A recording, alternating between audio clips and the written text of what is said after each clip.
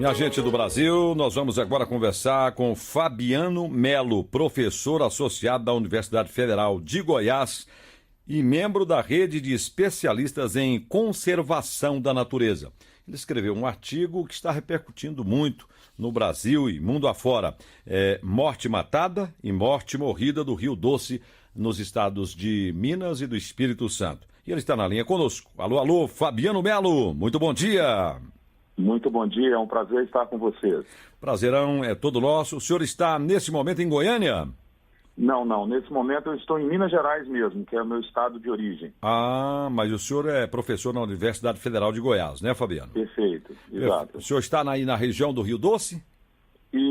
Bom, aqui Viçosa é um município que pertence também a uma das nascentes do Rio Doce, do Rio Casca, que na verdade é afluente do Rio Doce. Do Rio Doce, né? Conta essa história para nós aí. O que é morte matada e morte morrida? Esse é um artigo que o senhor escreveu? Exato. É um artigo de opinião, né? Que a gente é convidado por essa rede de especialistas para, eventualmente, em casos como esse, emitir uma opinião específica sobre um determinado assunto. Como eu trabalho com essa parte de conservação da biodiversidade, mais particularmente com a questão da fauna, né? Da fauna ameaçada de extinção no Brasil e no mundo, eu fiquei muito sensibilizado com as questões, com as colocações e, obviamente, com o que ocorreu com o Rio Doce, né? Com essa questão que eu chamei de morte matada. Porque a morte morrida, a história, né?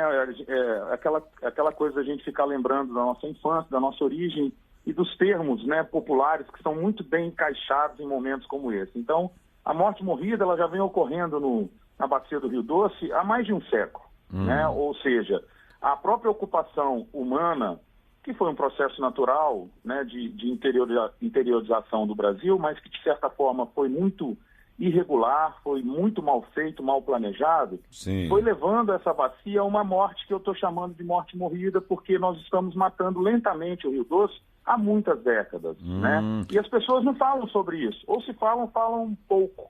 E aí, quando ocorreu o incidente de Mariana no ano passado, na verdade, um acidente, né, muito grave, que ceifou, inclusive, a vida de muitas pessoas. A população parece que, olha, nós perdemos o Rio Doce. Não, a gente já vem perdendo o Rio Doce há muito tempo. E isso é muito mais grave, talvez, porque a gente já causou extinções de elementos da fauna, por exemplo, que já tem muito tempo que a gente não vê na própria bacia. E aí, quando o pessoal falou, mas agora que aconteceu o acidente, é que realmente o Rio Doce morreu, que não sei o quê, e tarará. Não, de fato foi um grande impacto, que foi a morte matada, né? Ou seja, alguém foi lá e provocou um acidente tão grave como esse, né? Na verdade foi a questão da barragem, mas que levou a um impacto imenso mesmo sobre a bacia. Aquela mortandade, por exemplo, de peixes, a gente nunca tinha visto na bacia daquela forma. Ainda que o rio estivesse poluído, o rio estivesse sofrendo com essa questão, com essa crise hídrica, ou seja, com baixo volume de água, uma alta exploração, né? Dessa água sendo retirada em excesso da bacia do Rio Doce, enfim. Quer dizer, é uma conjunção de fatores em que, na verdade, a gente, olhando sobre outro ângulo, a gente já devia ter se preocupado em relação à proteção do próprio Rio Doce há muito mais tempo, né? Então, talvez o que foi o lado positivo, né, vamos dizer assim, do acidente, foi que a gente agora acordou, todo mundo acordou. Então, nós precisamos realmente olhar com um viés de conservação a bacia, mas efetivamente praticar a conservação, que é recuperar a boa parte da vegetação que nós perdemos, senão nós não vamos ter condições de sustentar a água que está presente na bacia do Rio Doce hoje. Como é que está o Rio Doce hoje? O senhor morreu ou ele vai ressuscitar? Como é que está ele hoje? Ele vai ressuscitar porque, na verdade, a resiliência dos nossos ambientes naturais é uma coisa incrível, né?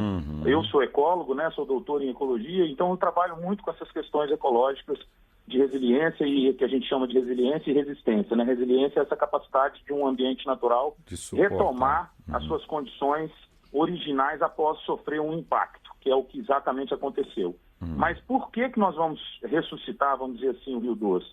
Porque, de fato, muitos afluentes importantes não foram impactados por esse acidente.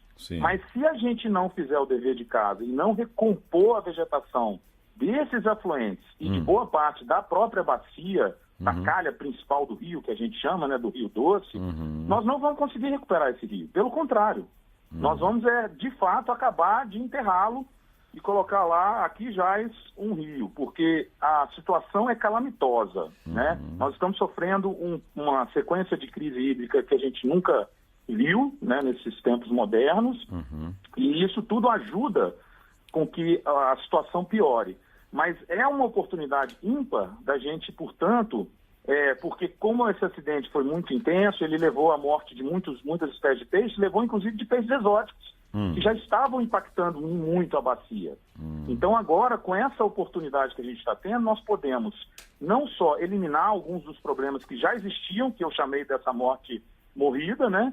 E, ao mesmo tempo, fazer com que a recuperação seja possível e viável, de modo que, quando o rio começar, então, a recuperar essa questão da água em termos de turbidez, né, diminuir a questão da contaminação por metais pesados, etc., a gente vai poder, então, ter uma condição de que o rio volte a uma situação pelo menos um pouco mais protegido e um pouco melhor do que a gente tinha antes do acidente, inclusive.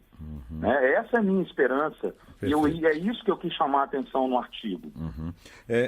Nós estamos conversando com o doutor e professor Fabiano Melo, da Universidade Federal de Goiás e membro da rede de especialistas em conservação da natureza. Fabiano, eu sou também conterrâneo do senhor, sou lá de Patos de Minas. E legal. Acho que você deve até conhecer. Conheço muito. Os rios da região, os rios da região também foram assoreando. Eram rios imensos. Hoje a gente está quase saltando um rio de um lado para outro. Derrubaram toda a vegetação na beira do rio, né? E hoje já estão fazendo alguma coisa no sentido de recompor as vegetações aí as margens, como o senhor está falando do Rio Doce, né? Dos rios aí em Minas e no Brasil. Hoje existe uma política de conservação das margens dos rios, das nascentes?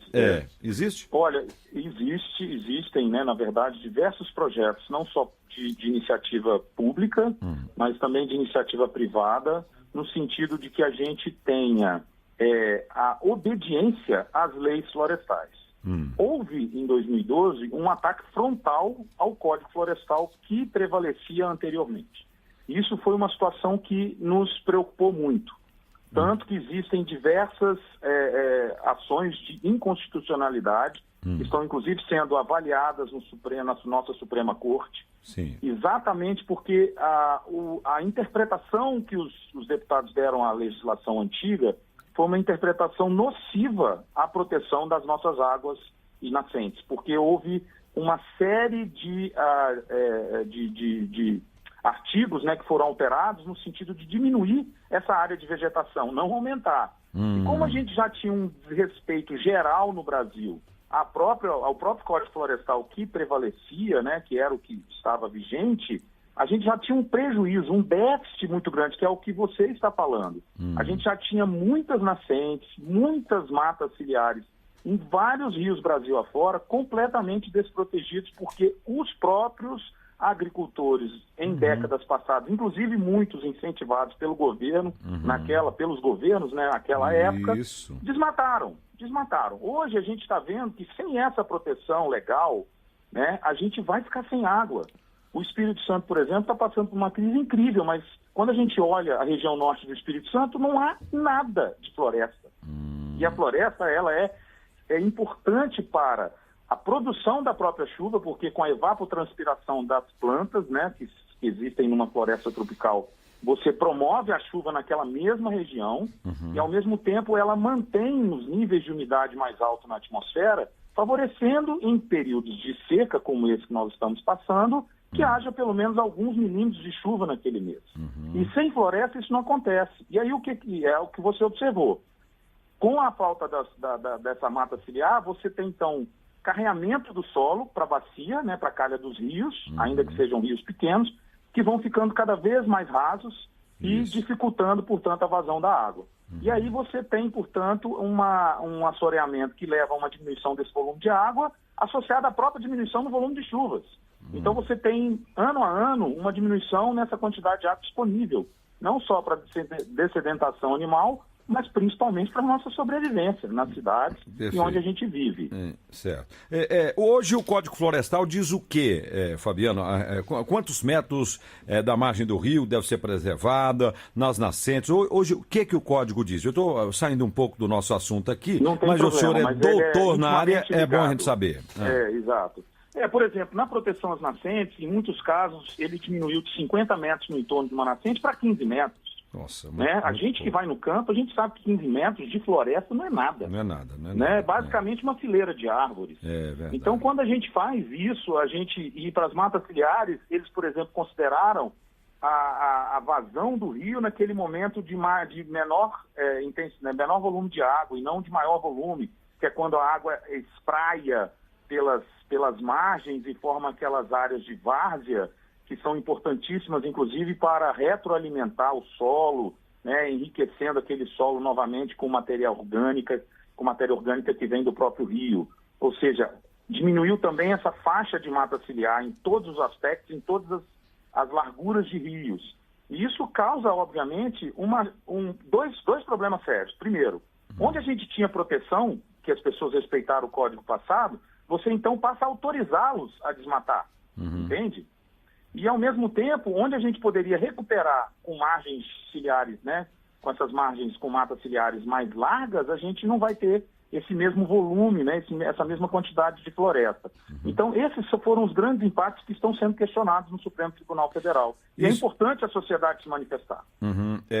Esse código foi aprovado em 2012, que o senhor falou? 2012, exato. E foi sancionado pelo presidente da República e agora alguns artigos estão sendo questionados no Supremo Tribunal Federal, né? Exato, perfeito. E na Amazônia, primeiro vamos falar aí da região da bacia do Rio Doce. Tem outras barragens aí. Como é que está sendo o trabalho de vigilância para que outra tragédia não aconteça aí na bacia do Rio Doce? Então, isso acendeu o sinal literalmente vermelho, porque como foi um acidente muito grave, a gente viu aí várias reportagens anunciando como o pior acidente, o pior desastre ambiental do Brasil, é óbvio que o governo estadual, os governos municipais que estão envolvidos ali naquela região de intensa mineração e o próprio governo federal estão muito atentos no sentido de que haja uma maior fiscalização para que aquelas barragens que estão ali estejam sendo bem monitoradas para que esse processo não ocorra novamente. De fato, há um número lá absurdo, acho que são centenas de barragens nessas condições de contenção de rejeito que podem ter risco, Não são todas, obviamente, com a gravidade como a gente teve, mas que podem provocar acidentes menores, mas relativamente impactantes. Então, eu acredito que está todo mundo, não só as empresas, mas principalmente os órgãos de fiscalização e a própria sociedade ali, quem sabe, quem vive abaixo de uma barragem dessa sabe, agora nós temos que ficar cobrando do pessoal ali, como é que tá indo gente, como é que tá a situação. Então, eu acho que a gente não tem, tem chance de ocorrer um acidente de novo, claro, sempre tem, porque algumas coisas, inclusive, fogem da nossa alçada. Mas eu acho que a vigilância está muito maior. Eu não acredito que isso vá ocorrer novamente. A própria empresa, provavelmente, pelo que a gente tem lido na mídia e tem visto, está tomando todas as precauções no sentido de evitar um novo acidente. Tem vários problemas associados que a gente está lendo também, mas eu acho que a situação está mais controlada e o povo e os próprios órgãos ambientais estão bem mais atentos para que isso não se repita. Tá certo. O senhor teve a oportunidade de recentemente entrar lá nas águas do Rio Doce ou não? Como é que estão as águas lá hoje? Já clareou ou ainda está aquele barro ainda? Eu não fui, eu sou de Governador Valadares, nascido e criado lá, mas eu ainda não tive a oportunidade de ir lá na minha cidade.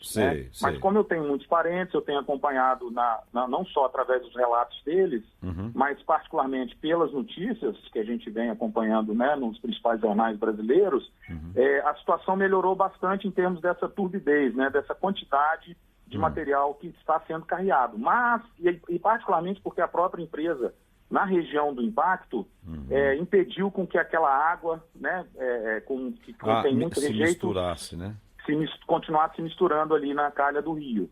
Então, isso provavelmente já levou a uma condição muito melhor, tanto que todos os municípios estão retirando novamente a água para uso humano. Então, a gente acredita que isso já tenha melhorado bastante e está sendo feito um monitoramento constante.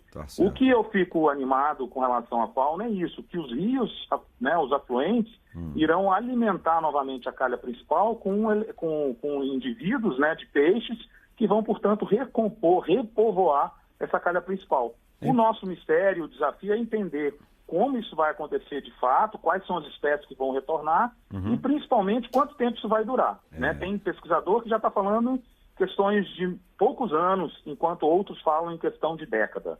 Como é uma novidade, vamos dizer assim, é difícil inferir realmente o que vai acontecer. Mas eu sou bastante otimista. E é necessário também que as populações ajudem a preservar os rios afluentes do Rio Doce, porque senão não vai adiantar nada. E sobre os rios da Amazônia, o senhor tem alguma notícia? Como é que está a situação dos rios da Amazônia, que são volumosos, né? E tem rios menores, rios imensos como o Rio Amazonas, como o Tapajós, né? Como é que estão lá então, a situação? O senhor que é um especialista na área. Então, eu também tenho acompanhado e desenvolvido alguns trabalhos de monitoramento de fauna, né, de conservação lá na Amazônia, particularmente nos estados do Mato Grosso e no Pará. O que a gente tem visto é que a situação lá, em termos de cobertura vegetal, que protegem esses rios, é muito melhor. Isso é, de fato, não só histórico do ponto de vista da ocupação, que sempre foi muito difícil nos estados do norte, por causa da própria floresta amazônica, mas, de outro lado, porque realmente a boa parte dos agricultores que estavam e que estão lá tem, além de uma rigidez na fiscalização, eles têm uma obediência a essas questões ambientais. É claro que a gente vê de tudo, né? A gente vê fazendas com muito impacto, mas fazendas que respeitam a legislação. E aí você tem, portanto, um histórico muito mais recente de ocupação. E aí os rios estão muito mais preservados, né? Não só em termos de qualidade, mas em termos de volume de água, até porque a gente ainda tem muita floresta. O pior problema que a gente vê hoje nas bacias, né, dos rios da grande bacia amazônica, é de fato a construção de empreendimentos hidrelétricos. Isso é um problema sério, porque a gente tem impactos associados a desmatamento, a ocupação irregular de terras no entorno desses empreendimentos e, ao mesmo tempo, você tem um prejuízo imenso à fauna, que você interrompe aquele ciclo migratório dos grandes peixes da Amazônia. Então, hoje, esse avanço no número de hidrelétricas é o que mais nos preocupa nas bacias, né, nas principais bacias dos rios da Amazônia. E, ao mesmo tempo, a gente está vendo, como ocorreu nas bacias do leste do Brasil, uma invasão de espécies exóticas, que são aqueles peixes trazidos de outra região, soltos nesses lagos de hidrelétricas, que começam a prejudicar e a matar mesmo, porque eles extinguem boa parte da riqueza de espécies de peixes nativas daquela bacia. Isso ocorreu nas bacias do leste. O Rio Doce, por exemplo, foi muito sacrificado com isso, né? E nós não podemos deixar isso se repetir na Amazônia, porque, teoricamente, é uma das áreas com maior volume de água potável do mundo. Né? Não só vai ser importante do ponto de vista estratégico para o Brasil, mas certamente vai ser muito mais valorizada do que é hoje, do ponto de vista de sobrevivência da própria espécie humana no futuro. Diante desses cenários de mudanças climáticas, qualquer ambiente como a Amazônia precisam ter toda a valoração necessária e merecida, porque senão a gente vai pagar um preço caro lá na frente, destruindo essas bacias. Dr. Fabiano Melo, professor da Universidade Federal de Goiás e membro da rede de especialistas em conservação da natureza, quero muito agradecer a gentileza do senhor nos atender e deixo o microfone da Rádio Nacional se o senhor tiver algo mais a dizer, e o nosso muito obrigado pela participação do senhor. Eu que agradeço, fico muito feliz de ter tido essa oportunidade e o recado é esse, né? Vamos todos nos mobilizar em prol das nossas águas, porque além de ser essencial à sobrevivência da vida humana, ela é essencial à vida na Terra. Então, se a gente não tiver essa determinação de proteger, de preservar, de recompor as florestas para que a gente tenha água em abundância e qualidade, o nosso futuro realmente será muito sombrio. Muito obrigado a todos e um bom dia. Bom dia. Bom dia ao doutor Fabiano Melo, professor da Universidade Federal de Goiás, membro da rede de especialistas em conservação da natureza.